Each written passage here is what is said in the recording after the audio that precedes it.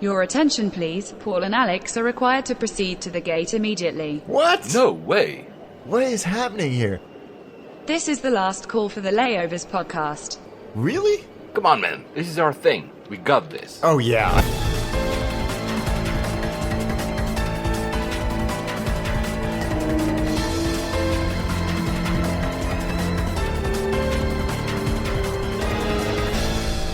And we made it. Of course, geeks. Flight 81 to Burbank. I can't believe we haven't done this yet. Well, it's like the last episode. These are these airports we talk about all the time, and then we never actually did an episode on them. I've actually listed quite a few, actually. So Burbank, I've never been, but I know it's one that you particularly like. I do, because it's one of those satellite airports in Los Angeles, which makes it sound small, but it's not. Meaning it's not LAX. It's one of the 5 airports that's not LAX, and I like it. It's in the right part of town for the areas of LA that I frequent. It's reasonably quiet and calm, and it's got some good services like Jet Suite X, which I went on. Yeah, I like it. It's a good little airport. Very busy, but good little airport. Are we visiting Conan or Ellen? They record there in Burbank, right? They do. Much of what we consume in the Hollywood media is produced in and around the Burbank area. I was a Letterman guy, not Leno, but Leno was famous for having everything in Burbank studio. That's right. Yeah, you drive around and you see all these familiar places. But I like Burbank. It's a neat little place. So how much did you fly in the past 2 days? Yeah, incredibly, not much. I'm not going anywhere this week. It's great. I'm actually getting some stuff done. Yeah, so guys, we are recording on October 10th, 2018, just like 2 days after our Zurich episode. We said at the end of the episode that, well, we don't know what we're going to record. And we said, you know what, even though this won't be live probably up to October 22nd, at least you'll have an episode. Again, caveat, some of the stuff we might say will be out of fashion by then. The industry will have changed completely, Alex. No doubt. But you haven't flown, but you built an airliner with Lego. Yeah. This is my life. We have a massive bucket of Lego, and I sent Paul an image of my youngest son and I building various flying machines. That's fun. I love doing it, and he's really, really good at it. So we have quite an airport scene going on right now. Gravity-defying flying machines. That's the reason alone to have kids, I think. I mean, I could buy Lego, but just doing that is... I have the best memories, my brother and my father building spaceships, actually. I was into spaceships for some reason.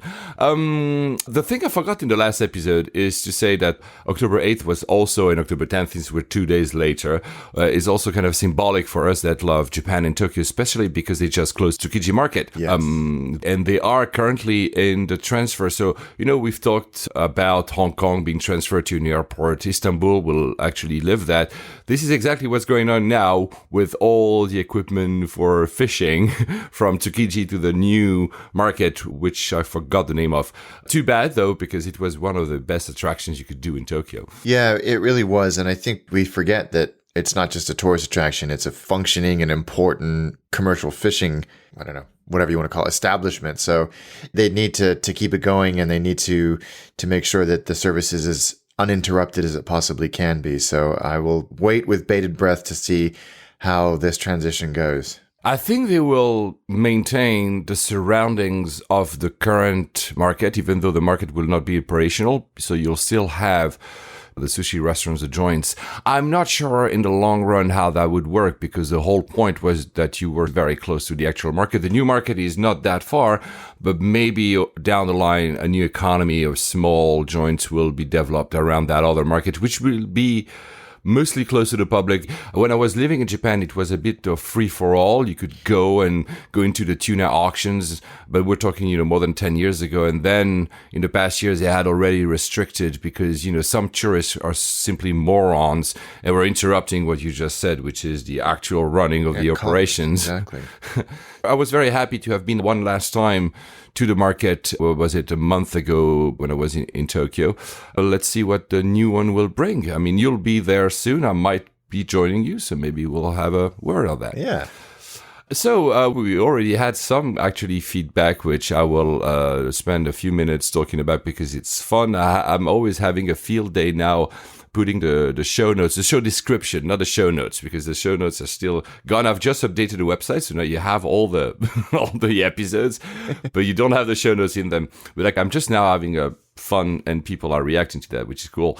You remember we mentioned Fly with Alexandra, her iTunes review. I just revived our Instagram account, which is also lay_overs. And she had written us already there. And she says that she appreciates a lot our podcast, that we're doing a great job, that we are her favorite. But one really cool thing is that I finished all the episodes, and thanks to you guys, have been spending more time in the gym just so that I could listen to your episodes. So I'm glad that you associate us with pain. and general wellness, when we always talk about, stupid food we're having in the front of the cabin. So she's at fly_with_Alexandra on Instagram. We also had another message on Instagram. Actually, Instagram is proving to be quite popular. I think I'll have to keep up with that, which I don't have time to, but I'll try. At foreman.farm, his name is Charles. He thanks us for fueling his passion for air travel and airline branding. So that's cool. And he also has a dual citizenship, so he's very appreciative of your word, Alex, because he always is nervous navigating the various checkpoints. And so you find your points about all immigration issues with your 2 passports very comforting. The thing, though, he says, my family of 3 travels with 5 passports. Oh, yeah. Welcome to I think we're up to I think we have at least 9. Your family is called Jason Bourne. Yeah, it's crazy. Oh, no, I was just thinking about this when I went through passport control somewhere recently. One does feel like a criminal. You're being sort of judged, and I don't know. There's a weird power thing going on there, which I think is probably why I like the e-gate so much, where it's just a machine judging me. Although it's not really, is it? Because there's still somebody looking at your picture. Yeah, I mean, this is a debate we should have sometime, because I believe that we said a few times that in the UK, at least, there needs to be 1 person per 5 e-gates, but that's a regulation. It seems to me, however, that in other places it's way more automated. Or maybe we don't see the people, or maybe the computer flags something and then they will only take a look when that happens. Perhaps there's a certainty. I find it interesting. You're right. We should dive into it a little bit more, because I'm sure there's sort of some tolerances that it operates in. If it's 95% certain that it's the same person in the photo, which for me would be kind of interesting, because in my US passport, I was like 55 pounds heavier and I look completely different. I have a beard now, I have glasses, and in my photo, I look totally different, to the point where I get comments when I go through standard immigration processing, if you will, that they're like, wow, you look really different. I have hair in my Greek passport. Really? I need to go fully renew it with a more. I kept just extending it. Yeah, we'll dedicate maybe sometime about that, forthcoming episode. Although this episode, guys, you understand that we don't have a lot of stories about traveling, though there is some. But the forthcoming ones, the 2 or 3 forthcoming ones, will only be about us traveling. So maybe no time for the e-gates, but we'll probably have experiences with e-gates. We also had some messages already on Twitter about our last episode. And Michael Leppa at Roll of Funk says that he had a backlog of 3 episodes and 4 flights this week. He says, awesome planning. Yeah, well, we did that for you, man. Yeah, absolutely. We're here to serve. But the best one is Adam Nowek, or Novek. I'm not sure exactly how you'd like this name to be pronounced, Adam. He says, pretty excited that my itinerary to go back home tomorrow goes through Charles de Gaulle, Seattle, Vancouver, which is exactly our 3 last episodes. So you will be able to listen to our 3 last episodes, besides Zurich, obviously, which were IVR, SEA, and Charles de Gaulle. So it's just like, again, we did it for you, Adam, of course. Yeah. A quick thanks as well to a friend of mine. You haven't seen the pictures because I haven't had time to send them to you, Alex. Eric was a friend of mine. I mentioned quite a few times. He works for the United Nations and lives in the Republic Democratic of Congo. Oh, wow. And he always sends me these crazy pictures of crazy airports. And he sent me a picture of Beni Mavivi Airport in North Kivu, which is basically where Ebola is and where the rebels are as well. So it's not a place you want to go for holidays. And when you see these type of pictures, you're like, we're very lucky to be transiting at Hong Kong and Singapore and even JFK, right? Oh, I mean, some of the things that he must have seen in his travels. If you want to come on as a guest and tell us some stories that you're allowed to talk about, I think a lot of people would be interested in hearing those. Yeah, I've had many stories over beers, and I kept telling him that at some point I would love him to be, because some of the stories are completely out there. We will never experience that, like never. Then he also sent me a video of the landing on Goma, which is another airport in North Kivu, I think. I will ask him if he's okay for me to repost those on Instagram, and if that's the case, you'll be able to see them. We mentioned also Sahid, the cadet pilot of Etihad in the last episode. Well, I don't know if he had already listened to the Zurich episode when we mentioned him, because he sent us a picture, these layovers and context pictures of him on board a Etihad flight, obviously, but not as a pilot, as a passenger. He's in business class. To me, it looks like a 77W, so the 300ER, so very nice seats, obviously. And he says the new episode came out at a perfect time. He was traveling from Abu Dhabi to Milan, MXP. Nice. Thank you, Sahid. Thanks for doing it. And please stay in touch and let us know what it's like to do what you do. Yeah, exactly. Because we are always very envious and we admire that kind of dedication. What did we forget? We forgot two things. So first, maybe I'll ask you. We forgot to mention two little stories about a travel in the last episode. First, you kind of hinted at it, but never actually talked about it. You actually did a layover at Lucy in London. How was that? Is LCY an airport when you can't do a layover? Yeah, well, it's funny because you and I were talking about it, and I was wondering what it was like to transit through, because I was coming in from Glasgow and going straight on to my flight to Zurich. Different airlines, obviously different reservation as a result. And I was wondering, well, can I stay airside? Do I need to go out? What's happening here? And then I thought, oh, hang on a minute. How much time do I have? I had about 50 minutes, which turned out to be more than enough time. Because I was coming from a domestic flight, there was no immigration, so you just sort of belched out into the arrivals hall, which is also the departure hall at London City. So there was no opportunity for me to even stay airside. And so you just go up that really short set of stairs back through security, and you're airside again in, I think, from stepping on the tarmac off my Glasgow flight to being airside and at my gate was like 7 minutes. Oh, wow. So that is fast. Whether or not I would have stayed airside was reasonably inconsequential. Yes, you have the minor inconvenience of going back through security, but almost everybody there knows what they're doing because they're business travelers. That doesn't mean all business travelers know what they're doing. It just means that they want to kind of get to the same. So it was no problem at all. And very, very easy to transit through. And I think that your scenario is actually the most likely for any layover, because probably it's a feeder for people coming domestic. Yeah. I doubt there will be a lot of people transiting from, let's say, I don't know, Paris to Lucy to go then somewhere, even with that New York flight, because they probably will actually do a direct if they are a business traveler. Yeah, I think you're There absolutely... will be rare occurrences of maybe people like us, AV Geeks, wanted to try this, but otherwise I don't think that there will have to be a lot of international layover. No, I think you're absolutely right. I think my scenario was reasonably normal in that Glasgow, while it has service, a lot of it is leisure. And for me to connect to somewhere like Zurich, I had to go through London, and there's no way I was going to connect through Heathrow. Yeah. Because screw that. And I'm also going, I would have been going from T5 to T2, which is time consuming if you've ever done it. Whereas with Lucy, it was a breeze. It was an absolute breeze. So in that scenario, it's a no-brainer to go through London City. I'm sure that some of our listeners have done it. So if you do it, know that it's very, very easy. The one thing I forgot to mention about my trip in Zurich itself, actually, is that there is, and I wanted to point it out, there is an arrival lounge by Swiss just after you exit the belt and customs area. It's very nice. There's two things. One is that you can get your shirt ironed for free, which is pretty cool, actually. Yes. You told me, Alex, that you've seen that somewhere else as well. Yeah, so Virgin have had that for a while in their arrivals lounge at Heathrow, and you go into the shower compartment, and there's like what are those doors called where you both have a door each, and you both have to open the door to actually get access. So it's great. You open your side of the door, hang your shirt on this rail, close your part of the door, press a button, which lights up a light on the other side. They come and take the shirt, do what they need, do their magic. And when you're finished with your shower, you open the door and magically from Narnia, your beautifully pressed shirt is there. BA do it as well in their arrivals lounge at T5. It's such a great service.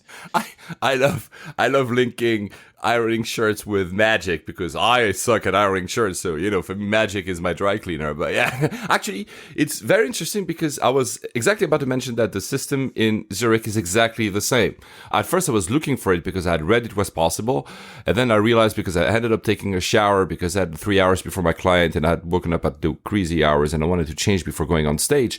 And yes, I saw that door, I don't know, SAS or something, and you put your shirt, and Swiss, they say it takes less than 15 minutes for them to return your shirt. So it's perfect timing if you want to take a shower, actually. It's pretty cool. Who has access to that lounge? I'm always fascinated by what at the least rules ticketed. So you would have had access because you were ticketed in. No, you were going there in economy. Yeah. So probably not. It would have been business.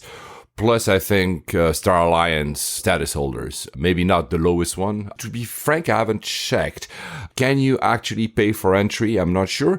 It was pretty empty, but there were a few people. It's very well laid out. You have it's like a proper lounge. You have sofas, you have work desks, more work desks actually, because that's probably the likely scenario. You have tons of showers, and each shower, that's fun because, they gave me the thing is you're going to Dubai, and look, what, Dubai? Because each shower, they named it after a destination. The one next to me was Tokyo. You should have given that. No, really, really well done. The food is really good, and that's my last bit. They have a lot of smoothies, very good. Banana is the one you want to go. I'm not sure you like banana. I do not. Well, sadly for you, because it's clearly the best one, and it's clearly made also out of fresh banana. It's not some that's good. Concoction, and because they have a proper bar with someone manning the bar. Anyway, now to some news. So since we're going to Burbank, quite a few things about the US. Let's start there. I had a message from a friend. I told you, Jessica Goglio. She was boarding a flight in Boston, JetBlue. No Mint product. I think she was going to Portland, PDX, with our famous carpet.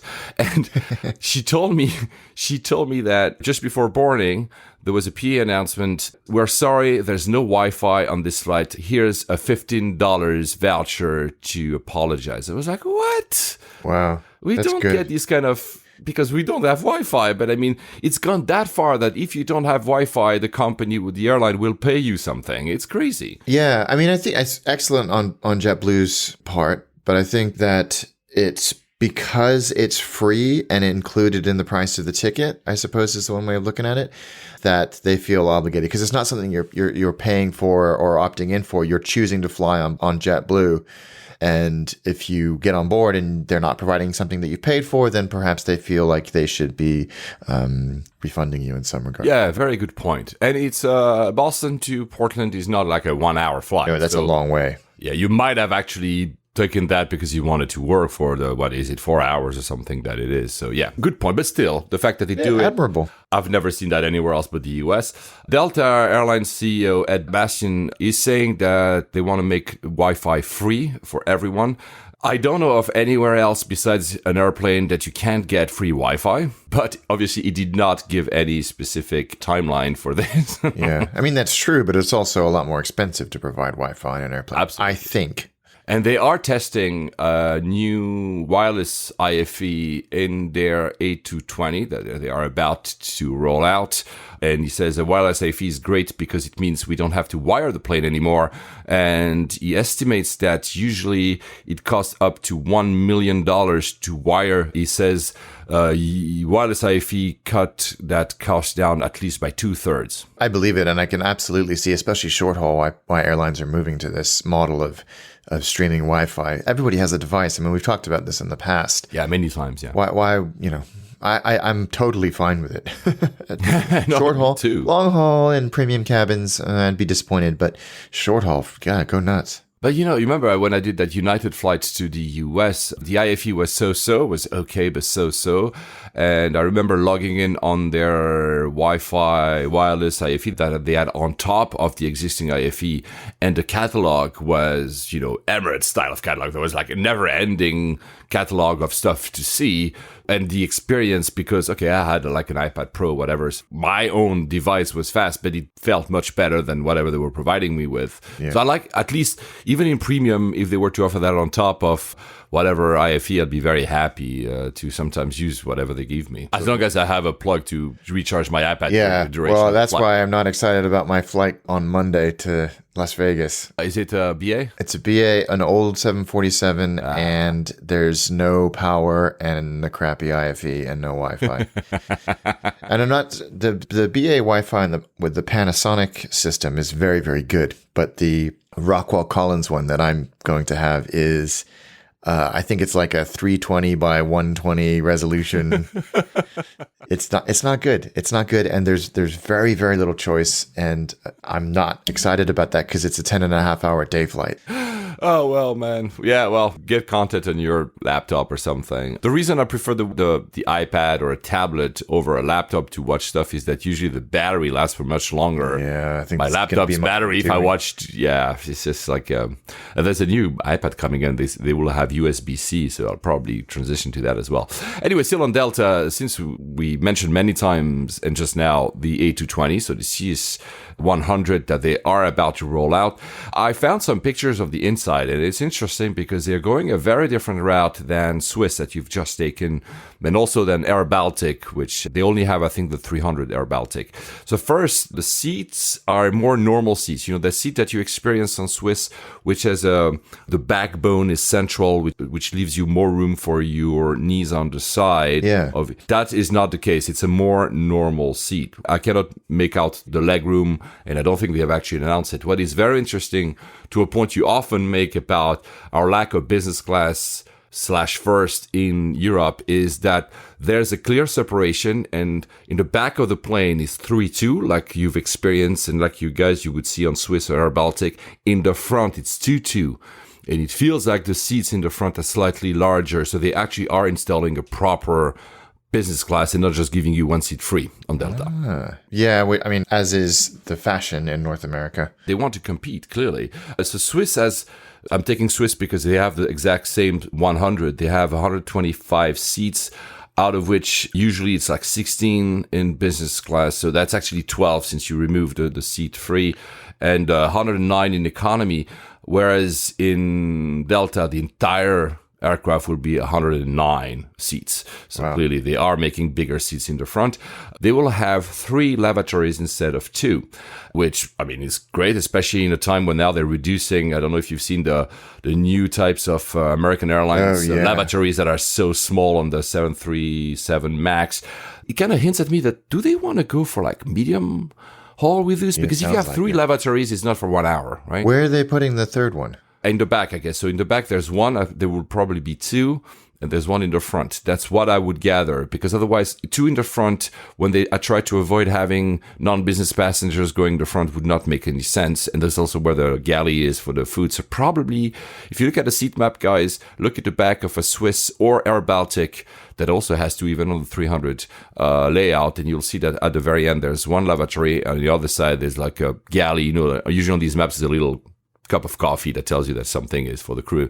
They haven't released any seat map, but I would assume that's where it's going. That makes sense. It looks pretty cool, you know, traditional Delta blue colors and some red, and so I hope I will be able to actually try it out. Still in planes, but now to a debate. We mentioned, I think it was 2 episodes ago, you mentioned that the first ever 777 by Cathay Pacific had been flown back to the museum, to not the Everett one, but another one. But it seems that your brother, Will, has actually been flying an even older 777. And I don't understand, how is that? Was it not the first one then? This was so funny. And it was an absolute accident that we discovered this. So my brother was messaging me from his seat on the ground. He was flying from San Francisco to Denver, and we said, "Oh, it's rather unusual that I'm on a 777. It's a big plane, but it's full." And he said, "Oh, what's that app you use to find out the age of the plane? Because it feels, a little bit dated." And I said, "Well, what's the flight number?" And he sent me the flight number, and I looked it up, and I was like, "Wow, that's a really interesting tail number." It was 777 UA. It's like a vanity phone number. Yeah. I was like, hang on a second. And I went on airfleets.net, which is the site that I use to find out how old an airplane is. I was like, oh my God, hang on. Not only is that an old, or very old airplane, it's the prototype 777. It was the very first 777 delivered to an airline. Then I was like, well, hang on a minute, because you and I started talking about this, and I thought, wait a minute, because the Cathay one, which we just spent a few episodes talking about, well, it turns out that the Cathay one was the very first 777 off the line. So it's line number 0001. But that was used for testing for 5 years by Boeing before it was delivered to Cathay. Oh, I see. Oh. This one, 777UA, was the very first 777 delivered to an airline customer in, I think, 1995. So, holy cow. Still flying around. Yeah, it was amazing. Absolutely amazing that he just happened to be on this rather lovely piece of history. He said that he said something like the overhead bins felt like they were hanging on by duct tape and dreams. But I reinforced him, like, you're flying on a piece of history there, because that's a very significant airplane. It is. Wow, I had no idea this was still flying. I mean, 1995, you said it's not, yeah, it's okay. We experience older stuff, right? That's what I said to him. I said, that's, not, a lot of the 747s are much older than that, and they're wonderful.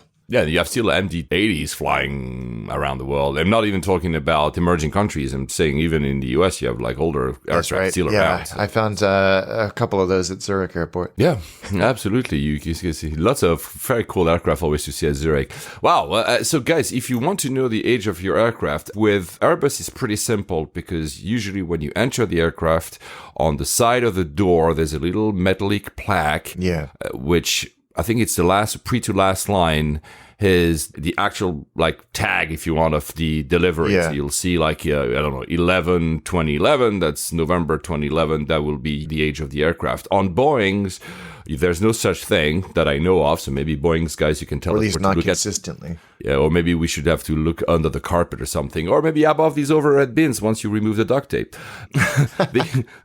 The only way to do that is because airfleets.com, I think it's the website, .net. Oh, thank you.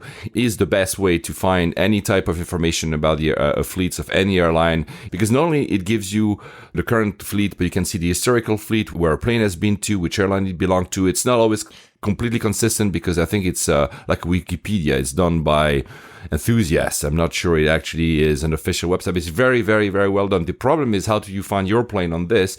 The best way is obviously to use Plane Finder or Flight Radar 24. Yeah. The only caveat is that sometimes you'll have to have started taxiing for the flight to actually appear on these apps, and not always. Even sometimes you'll have to be in flight, which you have Wi-Fi. It's fine. If you don't, maybe upon landing, or ask a friend, which sometimes we do between Alex and I. Alex will send me the screenshot of my aircraft whilst I'm in the air, which I'll get when I land. Flight Radar 24 actually has reasonably good forward-looking fleet allocation. So if you Google your flight number around 24 hours before your flight, it'll give you a list of all of the past and future flights for that flight number, and in many cases it will list the aircraft that did the flight in the past, but sometimes it does it in the future. If you click on that, it will take you to the airplane, but then you have to have their premium product, which is a good product, so definitely sign up for it.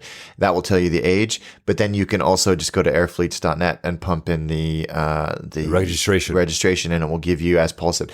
And in many cases, that history of where, oh my gosh, some of them, it's been to 14 airlines in 8 countries, and they're really amazing. And I kind of like that. I think it's really, really very interesting. Very neat.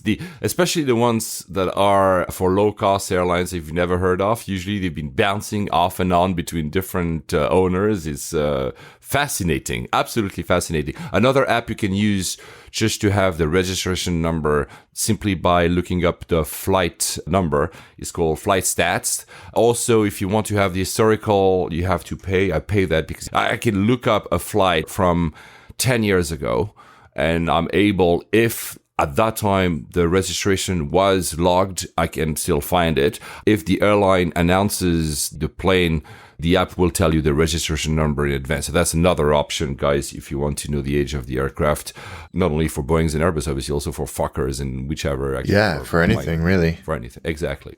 Another thing you mentioned, since we're talking about old aircraft, old airports, and I didn't call on your point in the last episode. You were saying that you were very happy about the massive investments they were doing in the US about airport infrastructure. And I was thinking you were talking about LaGuardia and maybe other airports.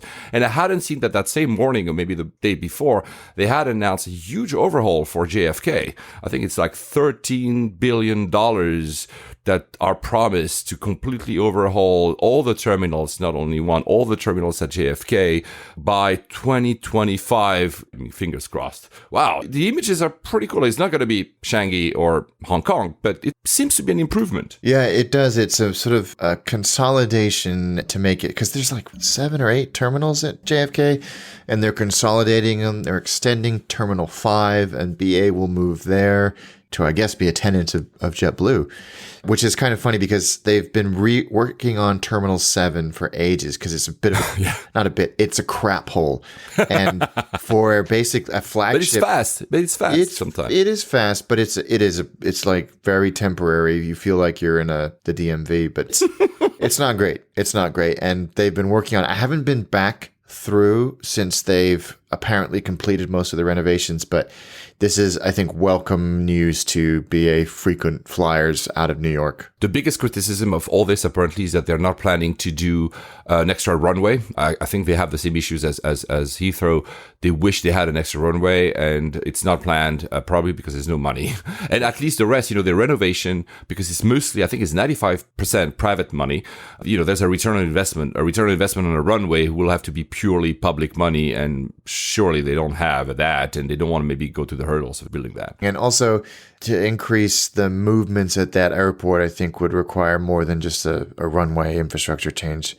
It would require air traffic control changes throughout that whole area as well. They will increase the capacity of the air train, but they abandoned as well the single ride from JFK to Manhattan, which is the dream of everyone, because you still have to make a stop, and that's not going either. But I mean, at least there's something. The images of LaGuardia look amazing. I hope they actually, in reality, will look like that.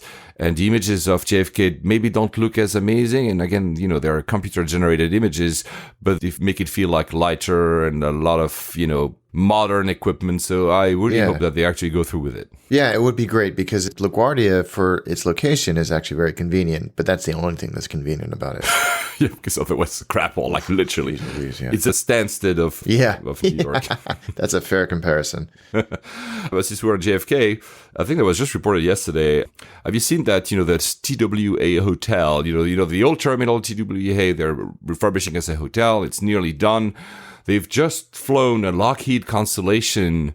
I think they've flown it. Maybe I'm wrong, but they are putting a Lockheed Constellation. It's called Connie, that one, a Starliner, to become a BUR. Yes, I heard about this. I had mixed feelings about this at first, that it's so they dismantled it. They took the wings off, and they there you go. So it wasn't flown. So it was just so it barge, maybe. Yeah, and I don't know. I always sort of tense up a little bit when I see such a beautiful airplane in bits. But at least, as a friend of mine, Greg, pointed out, at least it's being preserved and made accessible and not turned into beer cans. And it seems that the entire hotel concept, again, we'll judge when it actually there, seems to be respecting this era of travel that we all miss, even if we didn't live through it, because if we're talking about the 50s or 60s, it seems to be going in the direction of using all the right equipment, the right type of feel and tone. I really hope that it's not just stuff plastered on the wall, and that they actually go fully into the experience. Yes. But yeah, you're right. I understand your predicament there. Yeah. It's only one of 4 in the world of this particular type of constellation. It was the last model they made, the 1649A, and there's only 4 in the world. And so I guess it's even more important that this is preserved with, deference is probably the best word. Yeah, I don't have any idea of the timeline of the opening of this hotel. I don't think it's actually linked to the renovation we just talked about minutes ago. So let's see. That will be for me a reason to not only go to JFK and land there. I've done mostly Newark these past 2-3 years, but also to simply stay there. Yeah. Yeah, it would be great. I mean, if they do this right, you'll have a Lockheed Constellation there, and you're in the old TWA terminal. I mean, that's pretty great. So what we didn't do in the last episode either, we didn't actually criticize United because that's a game we have to do, right? Yeah. So let's have because these are stories. The first one is just, guys, I know that some people, even from United listening to us, it's tough love, right? This is how we do it. Because there's this poor sod, these guys, military, just came back from a 6-month deployment in the Middle East, comes back, gets his bag is completely wet. He's like, what's happening? It was a lavatory leakage. Oh my God. Holy cow. I didn't hear about this. No, it's really horrible. I don't want to think about how it smelled, and I mean, up to that, maybe it's an accident, it happens, shit happens. Literally. Yeah. But the way that United ground staff handled that was like, oh, yeah, here's a voucher for a new bag and file a complaint online. You'll have an answer within 10 weeks. You're like, what 10 is weeks? This? What is the... Yeah, exactly. So that's really bad. I mean, this is where you should, guys, any company, customer.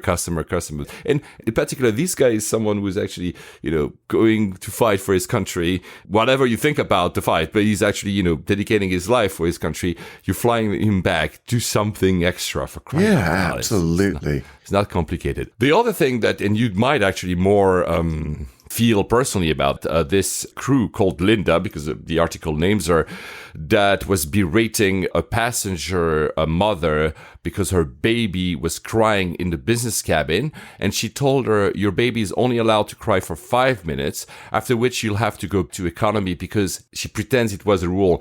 It stresses the crew out. Give me a break. I mean, this is offensive. Yeah, it is, right? I mean, first of all, it's a baby, I'm always baffled. I'm not a parent myself, but I'm always baffled at people, thinking that parents do that on purpose and they don't care. Yeah, you will have a few that don't care. That happens. But, I mean, it's a baby that doesn't understand what's happening with her ears. There's a lot of noise. It's a stressful situation. Parents are doing their best. Yep. And she's like, oh, you're stressing me out. What the crap? Yeah, it's. I mean, I have unlimited sympathy for parents with a baby, especially that is agitated on a flight. You can't just go to a baby and go, hey, can you chill out for a minute? You're stressing everybody out. The baby's not going to go, oh, shit, sorry, and stop crying. It's not how it works. We've been in situations like that, and the crew that are the most wonderful are the ones to say, do you need anything? And then if you need something, a bottle warmed up or anything, you ask them. And if not, they just leave you alone, knowing that you are doing literally everything in your power to shut them up. And the other thing that sometimes people react to is like, oh, kids, including babies, shouldn't be allowed in business class. I'm like, guys, what the, again, same thing, same situation. I mean, and you know what? You'll have your own private solo seat and put your headphones on and that's it. I mean, stop being entitled because, parents do their best. They will always, and again, I'm fully agree, there will always be 1 or 2 parents that seem to be slacking off and don't give but even them, if it's like a 15-hour flight and for like 20 minutes their kids is a bit, unruly, what are you going to do? Yeah. I mean, come on. I mean, honestly. Yeah, anyway. It's frustrating. And last story about United. Come on, I did 3, so I can have a backlog for, and not to mention United in our next in our next episode. That United flight that almost ran out of fuel, landing at Sydney. They sent a Mayday. Yeah, that's actually something that doesn't happen very often. And in very Australian style, they basically closed down the airport, send all the safety equipment on the runway, etc. It's always what I understand. Digging a little bit into this because for a U.S. airline, where safety protocol is stringent to say the least, it seemed unusual. From what I understand, when you get a low fuel warning, even if you've got lots of reserves, it automatically kicks off a protocol, one of which is declaring, or part of which is declaring a fuel mayday. You do that. You can't get out of it and go, should we do it or not? You just do it. That in turn kicks off a protocol at the arriving or receiving airport where all of the emergency services are readied. So when United commented on this. They said there was unusually strong headwinds that were not forecasted, and there were large deviations to avoid very bad weather, the combination of which meant that they got to a point where everything was going to be fine no matter what, but protocol dictated that they had to do this. So in fairness to them, they did everything by the book and everything worked out the way it should. Thank you. You're absolutely right. Fair enough. I'll make sure the next time I fly United, I bring a canister of kerosene with me. Good luck. Another, since we're in the US, the fact that Norwegian has overtaken BA as the largest passenger traffic airline on the pond, so on the Atlantic. We said a few episodes ago that that route from Heathrow to JFK brought the most revenue in the world for BA and was probably around 5% of BA's entire revenue. It doesn't mean that BA's is diminishing, just means that Norwegian is expanding super fast. And it's the first time that somebody else in BA's actually has taken over in terms of pure passenger traffic. Norwegian carried 1.67 million passengers in the last 12 months, compared with 1.63 for BA. These numbers are coming from the Port Authority of New York and New Jersey because they count the passengers coming in.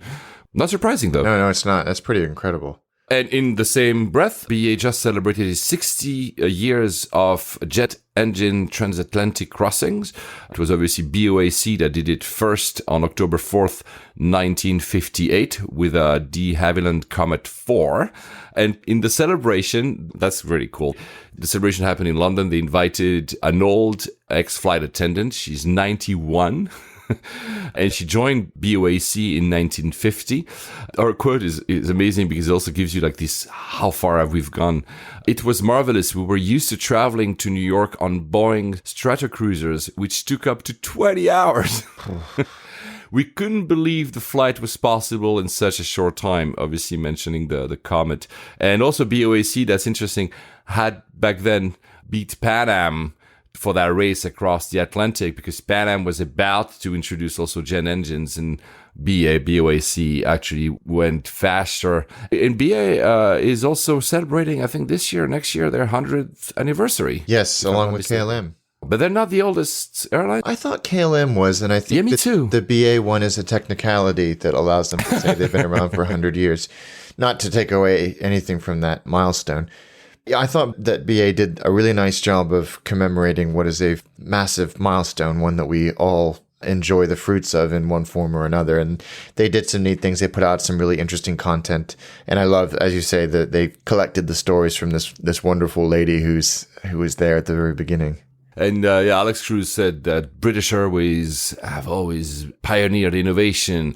Well, invest in your IT, please. Yeah. Still waiting to hear what you're going to do about my data breach. We haven't heard anything about that. It's gone dark. They're trying maybe to bury that.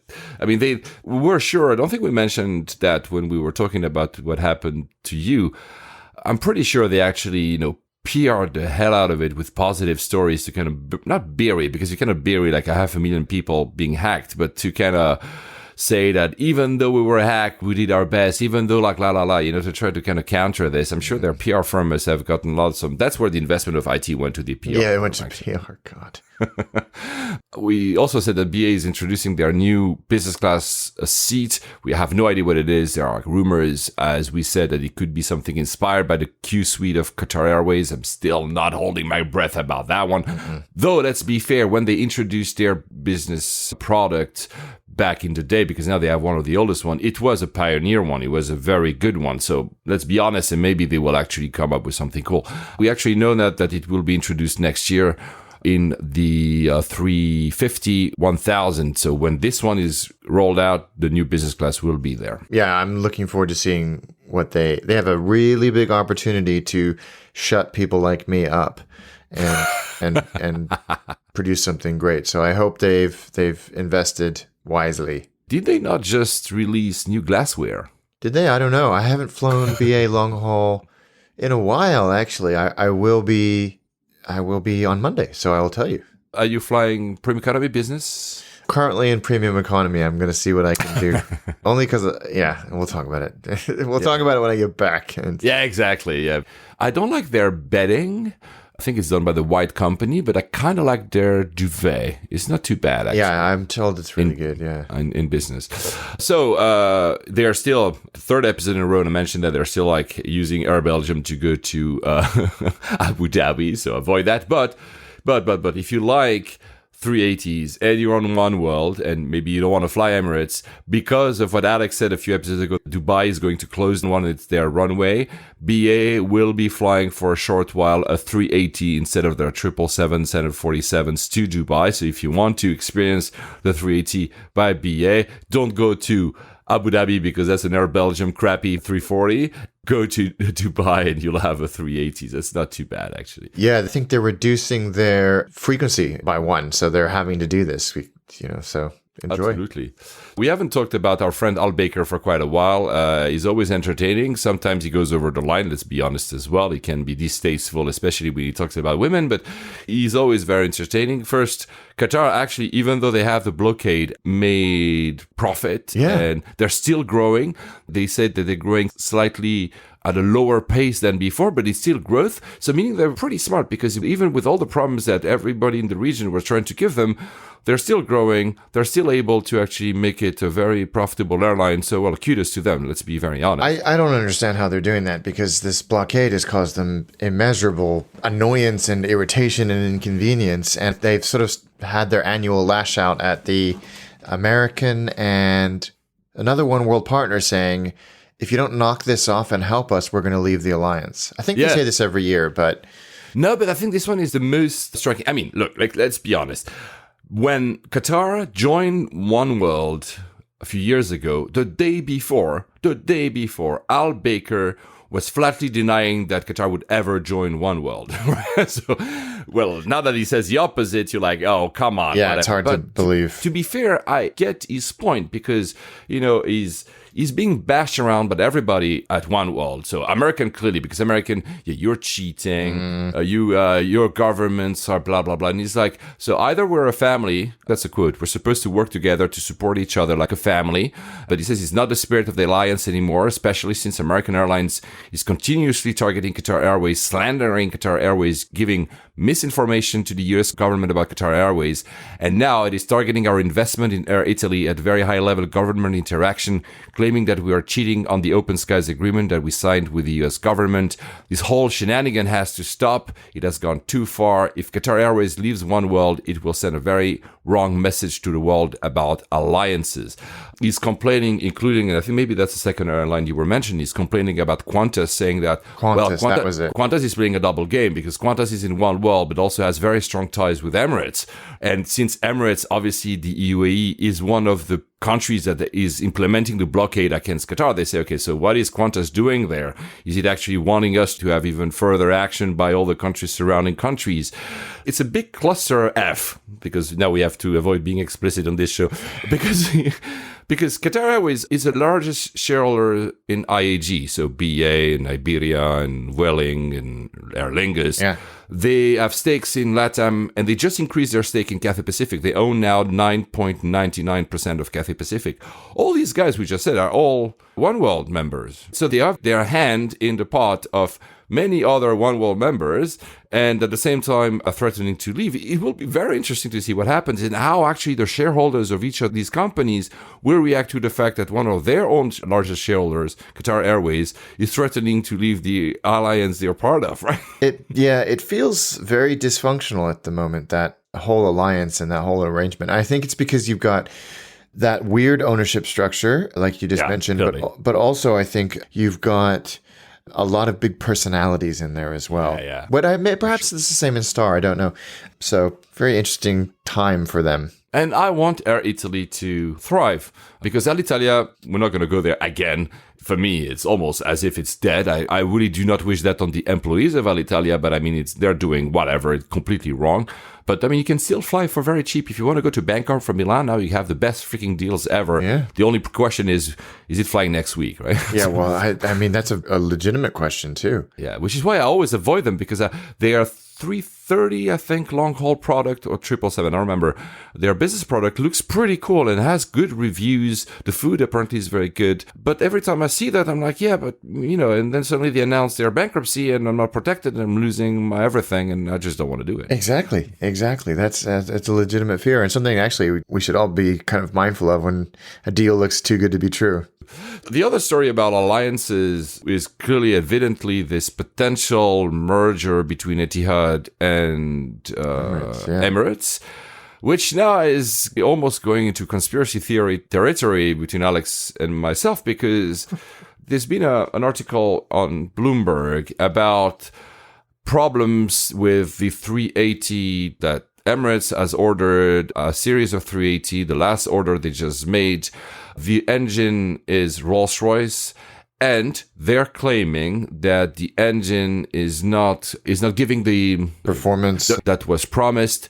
Thus, Bloomberg reports they're on the cusp of maybe even canceling this entire order, which is a whole lot predicament for Airbus, because then basically their A380 program is dead if Emirates were to ever cancel that.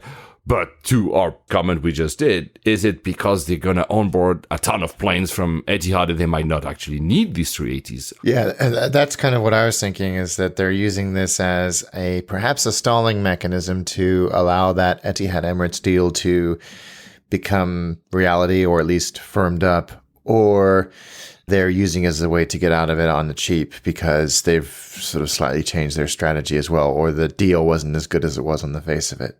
So they say the fuel burn is not there. And the other engine manufacturer, General Electric at Pratt & Whitney, since no one is ordering 380s, they kind of gave up on iterating on the engine for the 380, so that the only provider of engine for the 380 is Rolls-Royce. And added that to their problems with the Trent on the Dreamliner. Rolls-Royce cannot get a break these days, it seems. Yeah, they really are struggling, aren't they?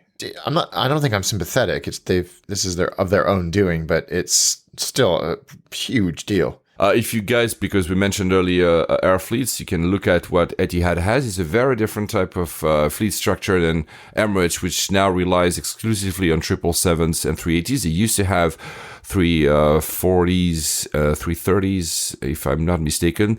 But Etihad has Dreamliners. Etihad has one or two only 380. Etihad has 320s, 321s, 330s as well. But again, if they onboard the entire, there will be like a lot of aircraft. They might just don't need and they might even not need the actual Dreamliners that they were thinking of going down the line with Emirates. So, it's very interesting times. Yeah, it is a very interesting time. And I think that adds even a little bit more credibility to the whole stalling tactic, as they see, God, what are we going to do with this fleet? Credence maybe to the actual merger. We'll see. They probably are talking right now. We're not privy of those discussions, though. I would really love to be in that room to see how they... it would be very interesting. So since we're on Etihad, hi Saeed again. We do not wish the demise of Etihad at all. Etihad has been very unlucky in its business dealings. However, we know about Air Berlin. We know about Alitalia. They also had investment in Air Serbia. I think it's still running. That one, I'm not exactly sure if they retweeted or not. And they have one of their biggest actually partner is Jet Airways. If you are looking sometimes to fly to go with Etihad, some of the destinations will be then taken over by Jet Airways. Have you actually flown Jet Airways ever? I haven't, but I keep reading these stories that they're running out of money. Yeah, exactly. Thank you to my point. So Etihad has been propping the same way they did with Air Berlin and Alitalia. Again, they've been propping Jet Airways because they rely on them, especially for the massive Indian market. I think Jet Airways is the second biggest airline in India after the also other falling Air India. We'll have to have Glue Code Sunil coming on the show to talk about that because I've never flown them.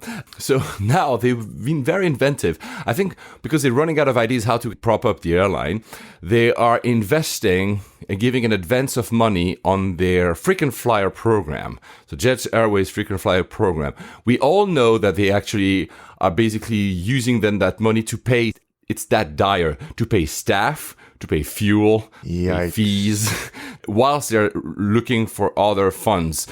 What I found super ironic in this whole structure, because again, you said bizarre structures, since they're financing the frequent flyer program of Jet Airways, the biggest partner of this frequent flyer program is Delta. So basically what we're having here is Etihad investing as well in Delta, is giving an indirect subsidy to Delta.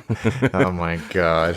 It's so bizarre, isn't it? And I don't know how are they going to find an investor? They're just going to be throwing good money after bad. Yeah, it looks, I mean, in India itself, a market that we don't know a lot. I've been a few times, but the reason we don't talk about it, guys, is not because we don't want to talk about India. It's just because we don't know it. It's a massive market, but it seems like companies like Indigo and others are really giving a run for the money to these older, more traditional airlines. India, as I said, is apparently in a very dire situation. No one wants to buy them. And Jet Airways seems to be also in a situation where they have like just cash for 2-3 months, right? Yeah. So it's really, really bad. I'm pretty sure that in that potential merging with Emirates is not interested in actually keeping Jet Airways at all. You are, because you asked that on Twitter, you are maybe looking into flying with Fly Dubai. Yeah, I have to get up to Kazakhstan, which is not nearly as easy as it sounds. Well, actually, it doesn't sound easy at all, but it's not easy. Astana or Almaty? Astana. I've been there. It's cool. I'm looking forward to it. And so for my timings, it actually makes sense to go via Dubai, which seems a little bit out of the way.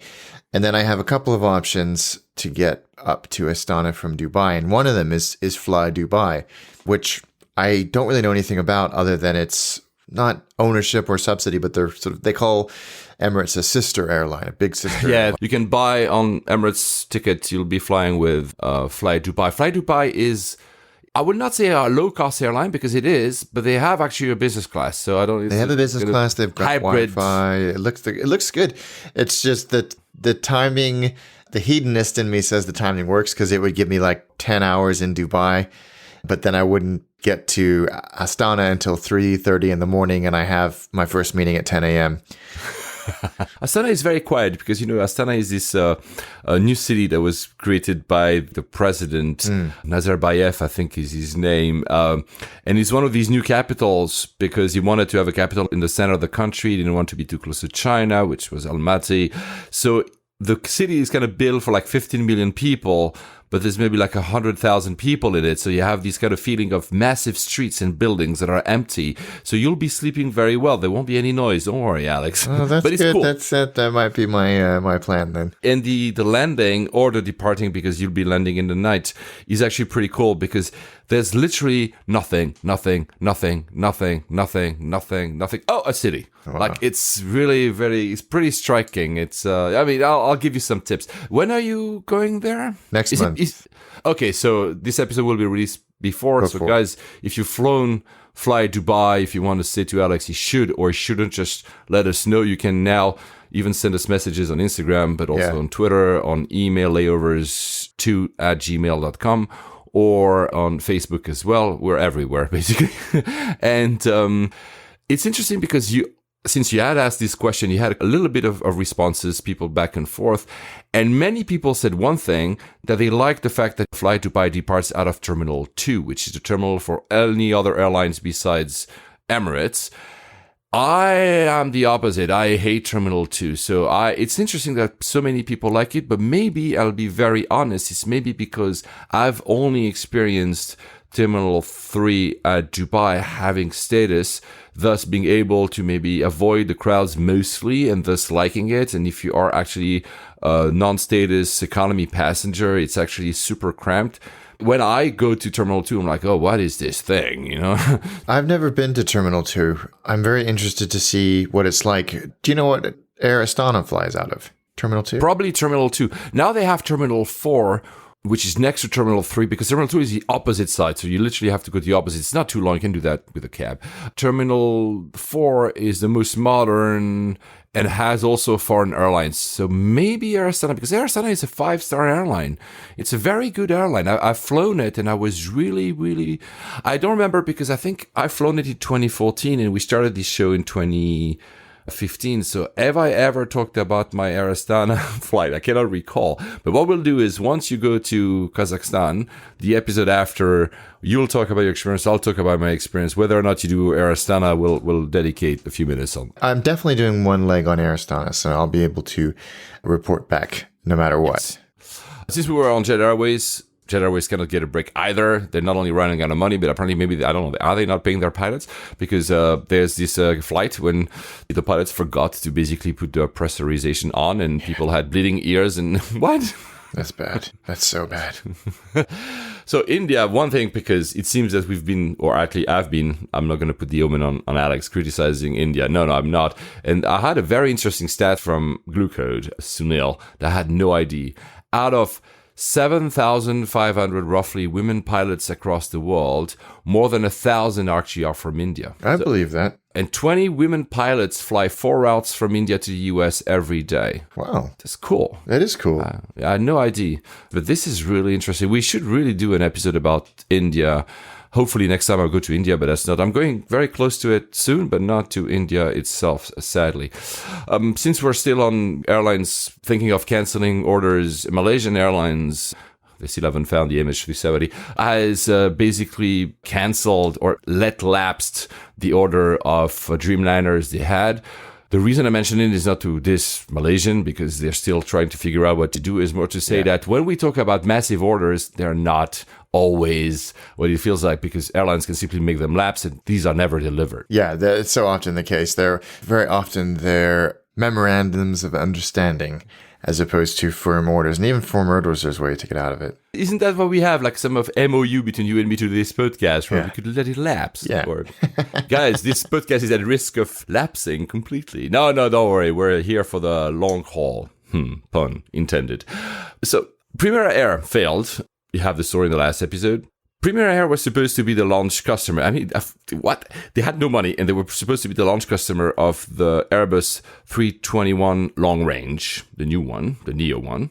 Obviously, then Airbus has a problem, because who's going to be the launch customer? It was just announced. It's a company I never heard of called Arkia, based in Tel Aviv. Wow. And they will do Tel Aviv, Paris. Then they will introduce London, Barcelona.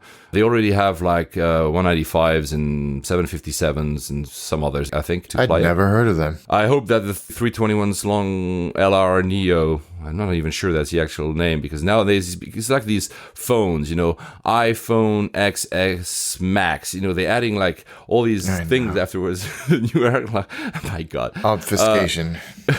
I don't know if they will have air vents. Usually Airbus are very good at having air vents. Allegiant Air, nothing to do with the 321, Allegiant Air, because we complain, Alex and myself, that sometimes it's too hot, and especially when they don't have air vents.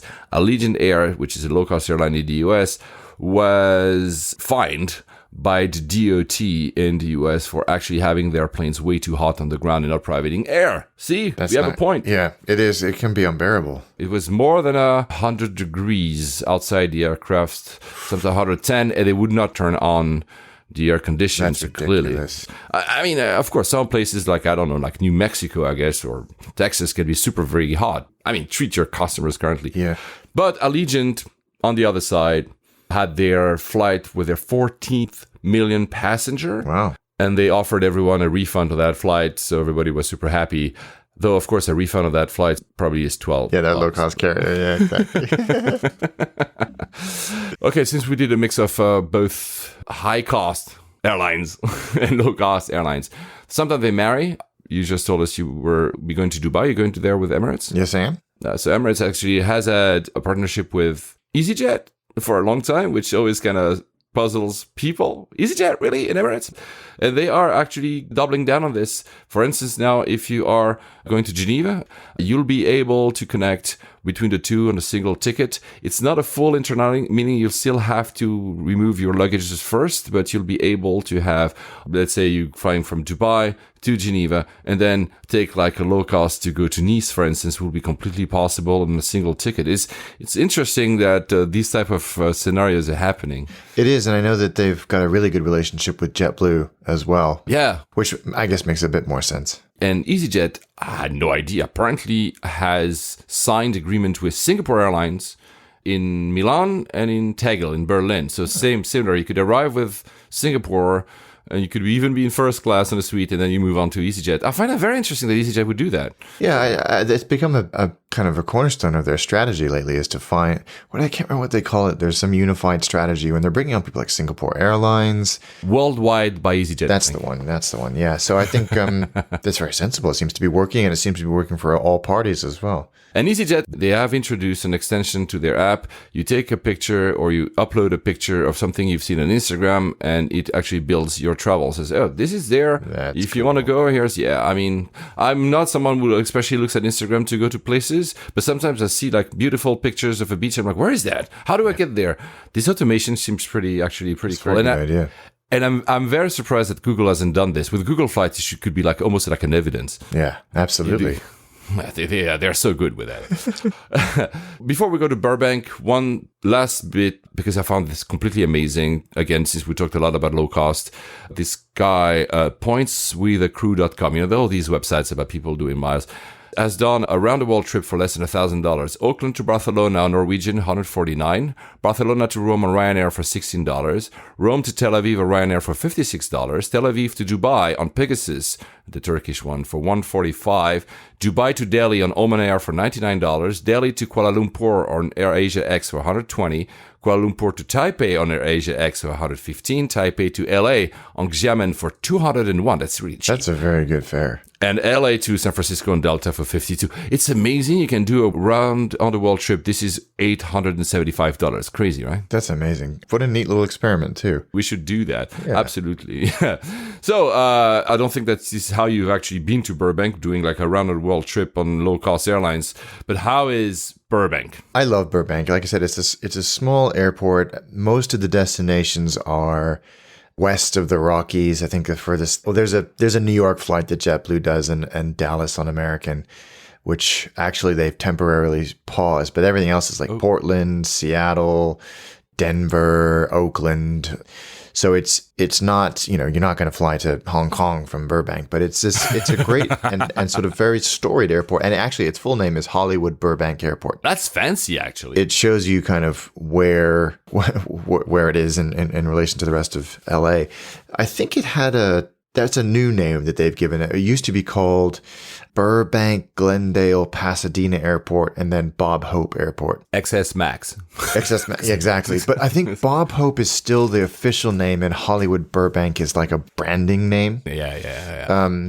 So neither of the runways are particularly long. The longest one is only 6,800 feet. So you're not getting monstro jets in there. It's mainly regional jets, ERJs, CRJs, 737s, A320s, I think at the most. But I like it because, I flew down there in Jet Suite X, and I talked about that in the previous episode. I was able to be in downtown Burbank having breakfast like 15 minutes after I landed. And you're right, it's right in the middle of the city, so you can get to all of these wonderful little independent restaurants and cafes and all of that stuff in no time. It's where we stayed when we went to Universal Studios. It's like 6 or 7 minutes away. It's a small airport, so while, yes, you have to deal with the TSA, but to do that at every airport. There's no massive amounts of walking. Everybody there seemed pretty friendly. So yeah, I like it. It's a good airport. Is that good food? I don't remember. I think we talked about this a lot. I think the problem with many American airports is what you get in Boston, you'll get in Boise, you'll get in Burbank. Yeah. And that goes for food, and that goes for retail outlets Coffee, as well. Coffee, yeah, exactly. They all have the same, like Hudson News everywhere. But because of the way it's designed, you don't actually have to get there too late. And because it's in the region, right in the middle of the city, there's so many local things that you can do and still make your flight on time. By far the busiest route is Oakland. So it's like this, close. It's perfect for the Bay Area, Southern California hop. And the next one is San Jose, another Bay Area thing. And then Vegas, nice and close. So I like it. There's something, adorable is not the right word. There's something compact and efficient and easy about that airport. I have really good memories about flying there as a kid when we used to fly standby because my father worked for an airline, and me and I don't think my youngest brother had been born yet. Maybe he had. I can't remember. That's how inconsequential you are, Will. I couldn't remember if you even existed. Tell me if you went. Well, I can't remember. But anyway, we were trying to get to Disneyland, and we were sitting at San Francisco Airport, and there were 2 seats left. And my dad said to my mom, "Take Andrew and go." And so they went on a PSA For those of you that remember that airline, the airplane with a smile on the nose, on a PSA BAE 146 down to somewhere in Southern California. My dad and I got bumped off like maybe 6 or 7 flights after that to try and get anywhere. And we ended up taking a flight down to Burbank and then renting a car and driving all the way down to Anaheim in rush hour. Those of you that know LA can appreciate the feat that my father endured at that point. But I just have such fond memories of like me and my dad on this sort of fly, drive, road trip together. So perhaps that's why I'm so fond of that airport. That matters, honestly. I mean, because I have not similar stories because my parents were not in aviation, but I have stories of the old Athens airports. But that's the problem. It's the old Athens airports. It doesn't exist anymore, so I cannot relate to the new one. But yeah, oh my God. One question, is it a lot of private jets? There's quite a lot of private jets. And then, like I said, you've got the Jet Suite X guys away from the main terminal, completely on the other side of the airport. And they share a part of the ramp. I don't think the facilities are in any way connected with somebody who owned a private 757, and there was a private 767 right next to it. So there's a lot of that a lot of John Travolta, maybe. Very well. He's got his own little house with an airport attached to it. It's true, actually. Even his house is built like, I think one part of the house is like an airplane or something. Airplane shape. I'd probably do the same thing if I had that kind of money. So they had, there's a lot of like traffic watch and local flight stuff going on over there, flight schools, FBOs on the, I guess it would be the northeastern corner of the airport. There's a fairly big FBO. So yeah, there's a lot going on. I think it's a very busy airport in terms of movements as well. Yeah. So would you do a layover there? Yeah, I absolutely would. In fact, I did, I guess, by definition, when I did my Burbank turn with Jet Suite. Would you not go to a Simpsons world next door? Yes, I probably would. I probably would, knowing me. Okay.